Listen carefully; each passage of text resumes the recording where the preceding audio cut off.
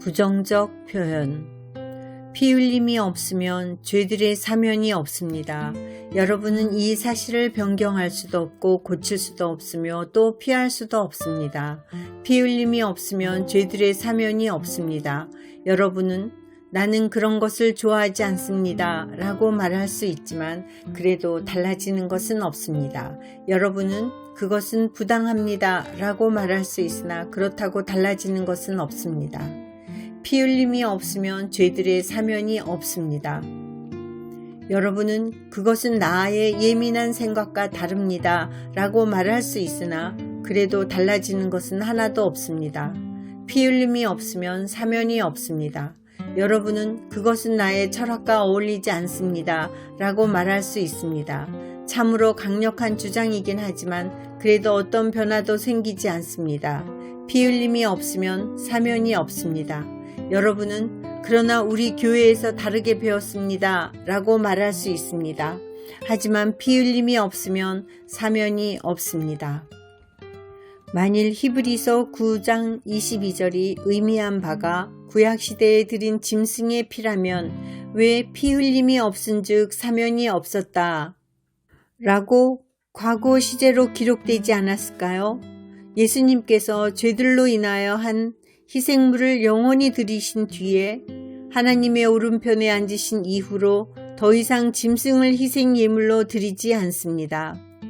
히브리서 9장 22절은 현재 시제 곧 피 흘림이 없은즉 사면이 없다 로 기록되어 있습니다.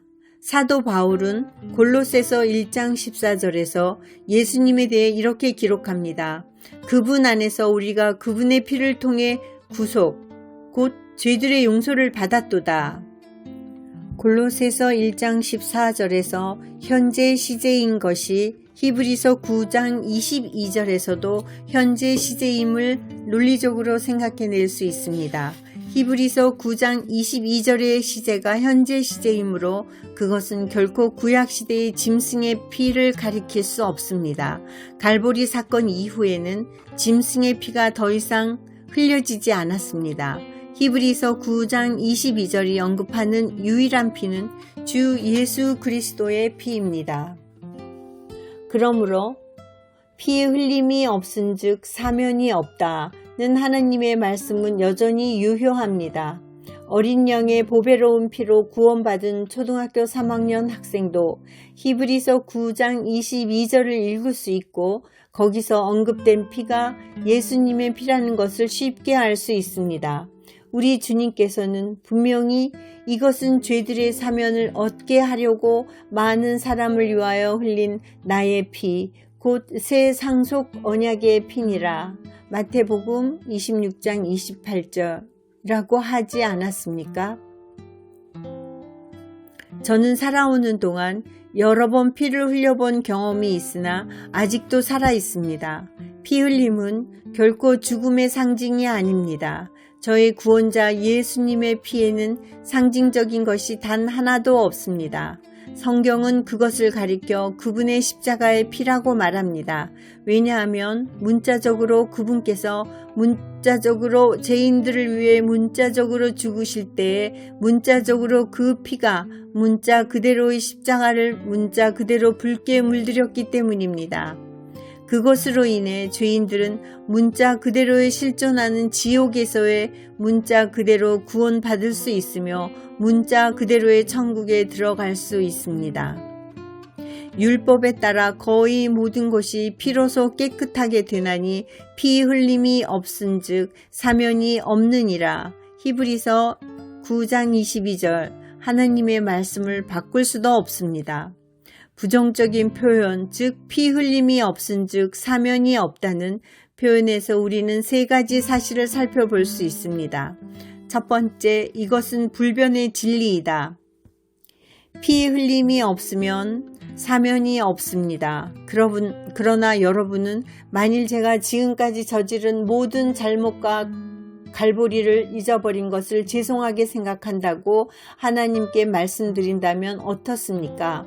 그것만으로 죄의 용서를 얻기에 충분하지 않습니까? 라고 말할 수 있습니다. 그러나 절대로 그렇지 않습니다. 피 흘림이 없으면 사면이 없습니다. 제가 카톨릭 교회에 참석하고 참여한다면 어찌 될까요? 말하자면 제가 멕시코의 고행자처럼 가죽끈으로 저의 등을 때리면서 15km의 더러운 길을 맨발로 걸어 다니면 어찌 될까요? 이로써 저의 발과 등에 피가 흐른다면 하나님께서는 감명을 받고 저의 죄를 용서하시겠습니까? 라고 말할 수 있습니다. 아닙니다. 여러분의 죄를 없애버리는 피는 오직 그리스도의 피뿐입니다. 당신의 피는 죄로 더럽혀져 있습니다. 그래서 그리스도의 죄 없는 피를 가리키면서 하나님께서는 피 흘림이 없은즉 사면이 없느니라 라고 말씀하십니다. 그러나 만일 제가 세례를 받고 성만찬에 참여하고 교회에 나가 교리문답을 공부하고 견진성사를 받고 안수를 받고 하루에 6번씩 로사리오 기도서를 암송한다면 어떻겠습니까? 라고 말할 수 있습니다. 이런 노력에도 불구하고 죄들을 용서하시는 것에 관한 하나님의 기본 방침은 변할 수 없습니다. 피 흘림이 없으면 사면이 없습니다. 그러나 제가 모든 종류의 교회에 회원으로 참가하고 모든 TV 복음 전도자들에게 헌금을 보내고 매주 토요일 밤에 고해 성사를 하러 가고 하루에 50번씩 성모 마리아를 부르고 기도하며 십자가상을 붙들고 개를 때리는 것을 그만두고 화요일마다 인권보호협회에서 일하면 어떻겠습니까? 라고 말할 수 있습니다. 아닙니다. 그럼에도 불구하고 피 흘림이 없으면 사면이 없습니다. 2. 이것은 보편적 진리이다. 피 흘림이 없으면 사면이 없습니다. 이 진리는 미국, 일본, 유기니, 아프리카, 영국, 중국, 인도, 캐나다, 독일, 괌, 베네수엘라, 오스트레일리아, 피지, 그린란드, 러시아, 쿠바, 뉴질랜드, 하이티 아일랜드와 같이 이 지구상의 모든 나라에서 사실입니다. 피 흘림이 없으면 사면이 없습니다. 이것은 왕자 위에 앉은 왕에게도 그리고 그 왕이 지나갈 때 인사를 하는 농부에게도 사실입니다. 이것은 월스트리트 주식거리 은행원에게도 그리고 은행 뒤에서 쓰레기를 줍는 사람에게도 사실입니다. 이것은 경찰관에게도 그리고 경찰관에 의해 감옥에 갇힌 범죄자에게도 사실입니다. 이것은 박사학위를 받은 사람에게도 그리고 교실에 한 번도 가보지 못한 사람에게도 사실입니다. 이것은 늘어뜨린 검은 옷을 입은 천주교 신부에게도 그리고 신부가 마치 하나님인 양 그의 말을 진리로 믿는 가난한 교구민에게도 사실입니다. 이것은 각처에 있는 모든 사람에게 사실입니다. 피 흘림이 없으면 사면이 없습니다. 이것은 전 인류에게 해당되는 진리입니다. 3. 이것은 영구한 진리이다. 피 흘림이 없으면 사면이 없습니다. 이것은 수백 년 전에 기록되었을 때에도 사실이었습니다. 피 흘림이 없으면 사면이 없습니다. 이것은 바로 이 순간에도 사실입니다. 피 흘림이 없으면 사면이 없습니다. 이것은 영원히 사실일 것입니다. 이것은 영구적인 진리입니다. 피 흘림이 없으면 사면이 없습니다. 이 진리가 온 땅에 두루 전파되고 바다를 가로질러 세계 방방곡곡에 울려 퍼지게 합시다. 피 흘림이 없으면 사면이 없습니다. 대양의 파도가 그것을 외치게 합시다. 피 흘림이 없으면 사면이 없습니다. 나무들이 갈채하며 그것을 외치게 합시다. 피 흘림이 없으면 사면이 없습니다. 공중을 날아다니는 새들이 그것을 노래하며 들판의 소들이 그것을 선포하고 바람이 그것을 고함쳐 말하게 합시다. 모든 만물이 이 진리를 만천하에 선포하게 합시다. 피 흘림이 없으면 죄들이 사면이 없습니다. 지금까지 우리는 부정적인 표현의 진리를 보았는데 이제는 긍정적인 것으로 살펴봅시다. 2. 긍정적인 표현. 피 흘림이 없으면 사면이 없습니다. 만일 죄가 용서되지 않는다면 처벌받게 될 것입니다.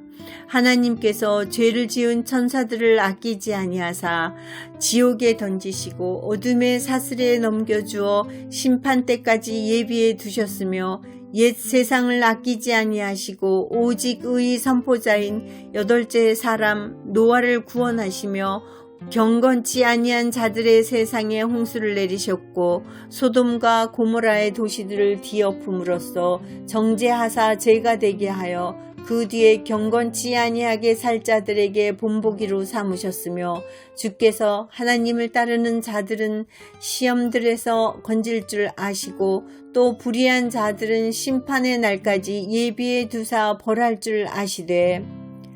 베드로후서 2장 4절, 6절, 9절의 말씀입니다.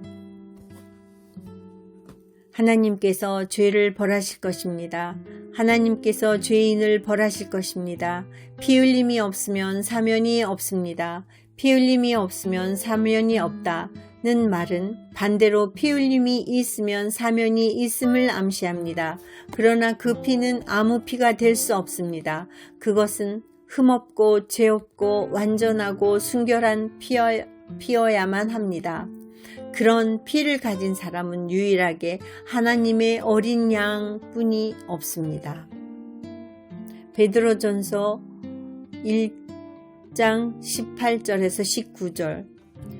너희가 알거니와 너희 조상들로부터 전통으로 물려받은 너희의 헛된 행실에서 너희가 구속받은 것은 은이나 금같이 썩을 것들로 된 것이 아니요 오직 흠도 없고 점도 없는 어린 양의 피 같은 그리스도의 보배로운 피로 된 것이니라.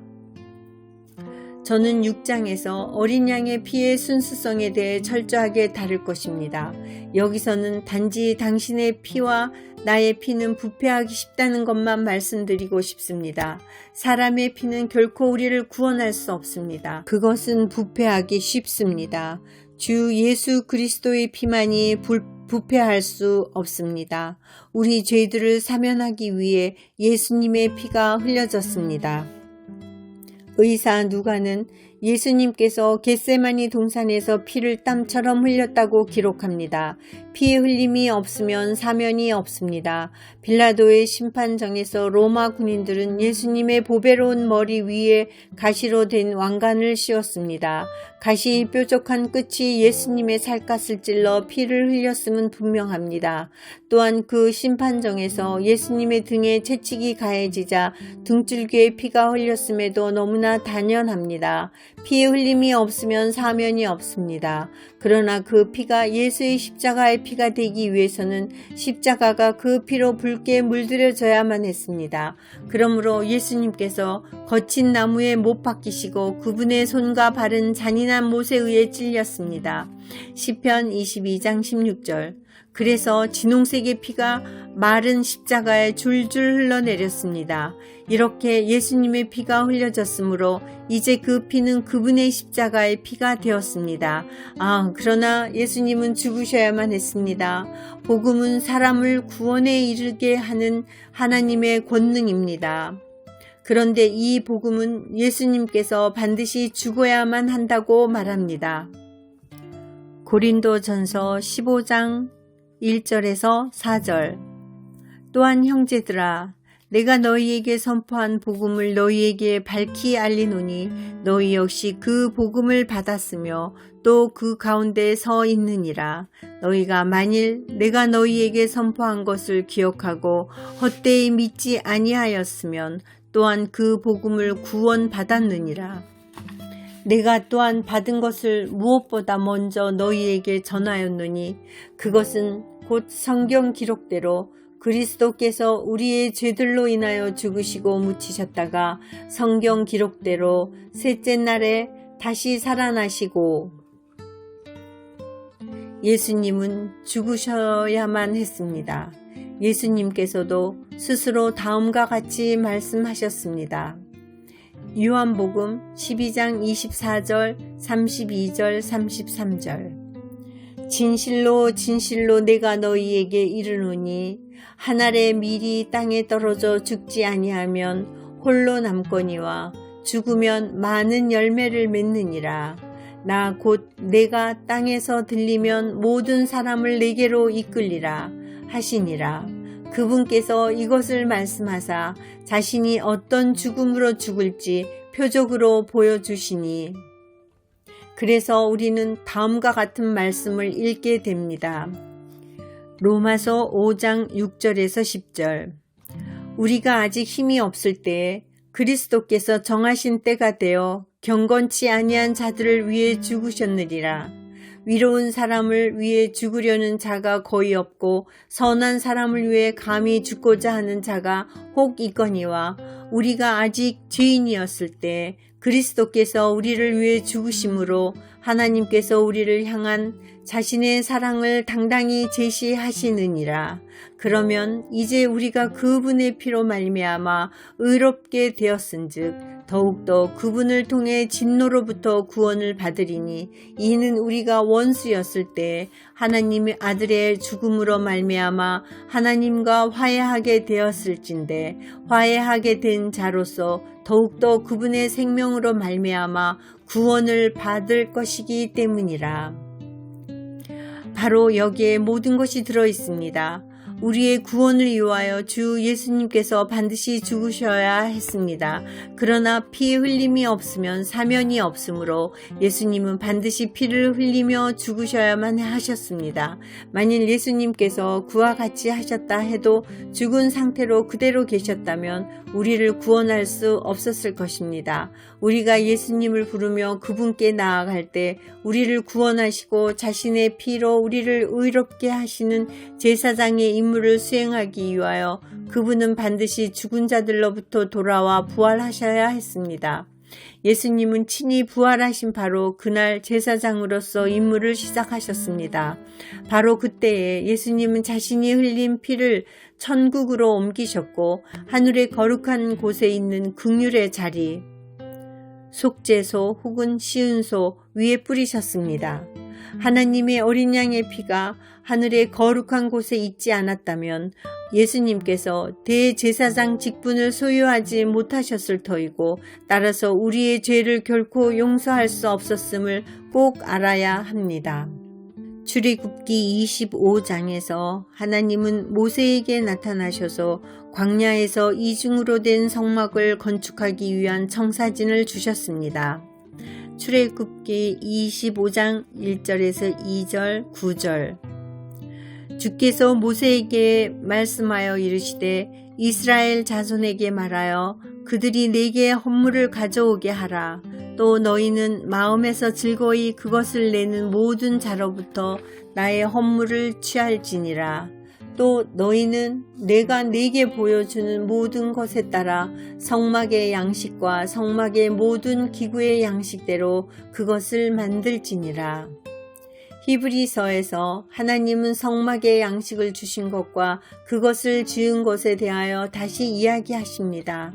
하나님은 구약시대의 그 청사진이 천국에 존재하는 실제적이고도 완전한 성막에서 가져온 것임을 세심하게 지적하십니다. 그러므로 우리는 구약의 모세 시대에 광야에 있던 성막의 설계와 그 안에 기구들이 정확하게 천국에 있는 참되고도 완전한 성막의 것과 같다는 것을 알 수 있습니다. 히브리서 9장에 기록된 그 부분에 대한 묘사를 살펴봅니다. 히브리서 9장 1절에서 5절. 그런즉 진실로 첫 언약에도 하나님을 섬기기 위한 규례들과 세상에 속한 성소가 있었으니라. 성막이 만들어졌는데 첫째 것은 안에 등잔대와 상과 보여주는 빵이 있었고 성소라 불리며 둘째 휘장 뒤에 있는 성막은 지성소라 불리느니라. 거기에는 금 향로와 돌아가며 금으로 입힌 언약궤가 있었고 그 궤 속에는 만나를 담은 금 항아리와 아론의 쌍난 막대기와 언약의 돌 판돌이 있었으며 이 궤 위에는 긍휼의 자리를 덮는 영광의 그룹들이 있었는데 이것들에 관해서는 우리가 지금 낱낱이 말할 수 없노라. 지성소라 일컫는 둘째 성막에 긍휼의 자리와 언약궤가 있음을 주목하기 바랍니다. 지성소는 또한 거룩한 곳이라고도 표현되었습니다. 지성소 안에 있는 기구 중 가장 중요한 것은 긍휼의 자리입니다. 이제 광야에 있던 성막 안의 긍휼의 자리 위에 무엇이 놓이는지 이해하는 것은 중요합니다. 아론은 그 당시 이스라엘의 대제사장이었습니다. 그의 임무는 하나님 앞에서 자신과 백성을 위해 속죄하는 것이었습니다. 오직 대제사장만이 긍휼의 자리가 있는 둘째 성막 안으로 들어갈 수 있었습니다. 그리고 그때에 그는 반드시 희생의 피를 가지고 들어가야 했습니다. 히브리서 9장 6절에서 7절. 이제 주께서 이것들을 이와 같이 제정하심에 제사장들이 항상 첫째 성막으로 들어가 하나님을 섬기는 일을 수행하였거니와 둘째 성막에는 대제사장이 홀로 해마다 한 번 들어가되 자기와 백성의 잘못으로 인해 자기가 드리는 피 없이는 들어가지 아니하였으니. 저는 여기서 매우 중요한 사항 두 가지를 지적하고 싶은데, 첫째는 오직 대제사장만이 지성소에 들어갈 수 있다는 것이고, 둘째는 대제사장이 피 없이는 거기에 들어갈 수 없다는 것입니다. 이제 제가 지적하고 싶은 것은 대제사장이 지성소에 피를 가져가서 그것으로 무엇을 했느냐는 것입니다. 이것을 알아보기 위해 구약으로 갑시다. 레위기 16장에서 2절에서 3절, 14절에서 16절. 주께서 모세에게 이르시되 내 형 아론에게 말하여 그가 아무 때나 성소 안으로 휘장 안쪽에 궤 위에 있는 긍휼의 자리 앞에 들어오지 말게 하라. 그리하여야 그가 죽지 아니하리니 이는 내가 구름 가운데서 긍휼의 자리 위에 나타날 것이기 때문이니라. 그런즉 아론은 어린 수소를 죄 헌물로 삼고 순양을 번제 헌물로 삼아 성소에 들어올 것이요 그는 또 수소의 피를 취하여 자기 손가락으로 긍휼의 자리 위에 동쪽으로 뿌리고 또 자기 손가락으로 그 피를 긍휼의 자리 앞에 7번 뿌릴지니라. 그 뒤에 그는 또 백성을 위한 제 헌물의 염소를 잡아 그것의 피를 가지고 휘장 안으로 들어가서 그 수소의 피로 행한 것 같이 그 피로 행하여 긍휼의 자리 위와 긍휼의 자리 앞에 그것을 뿌릴지니 곧 그는 이스라엘 자손의 부정함과 그들의 모든 죄로 말미암은 범법들로 인해 성소를 위하여 속죄하고 또 부정함 속에 거하는 자들 가운데 머무는 회중의 성막을 위하여 그와 같이 할지니라. 대제사장은 자신과 백성을 속죄하기 위해 홀로 지성소 안으로 들어가되 이때 반드시 피를 가지고 들어가 긍휼의 자리 위에 그것을 뿌려야 했습니다. 히브리서의 저자인 사도 바울은 구약시대 성막에서의 짐승 희생을 가리키면서 과거에 이루어진 것들이 뒤에 천국에서 이루어질 것의 모형이었다는 사실을 우리가 반드시 이해해야 함을 확실히 보여주었습니다. 히브리서 9장 23절에서 26절. 그러므로 하늘들에 있는 것들의 모형들은 이런 것들로 깨끗하게 할 필요가 있었으나 하늘의 것들 그 자체는 이런 것들보다 더 나은 희생물로 하여야 할지니라. 그리스도께서는 손으로 만든 거룩한 처소들 곧 참된 것의 모형들 안으로 들어가지 아니하시고 하늘 그 자체 안으로 들어가사 이제 우리를 위하여 하느님 앞에 나타나시느니라. 또 그분께서는 대제사장이 해마다 다른 것들의 피를 가지고 거룩한 곳에 들어가는 것 같이 자주 자신을 드려야 할 필요가 없으시니 그랬더라면 그분께서 반드시 세상의 창건 이래로 자주 고난을 당하셨어야 할 것이라. 그러나 이제 세상 끝에 그분께서 단 한 번 나타나사 자신을 희생물로 드려 죄를 제거하셨느니라.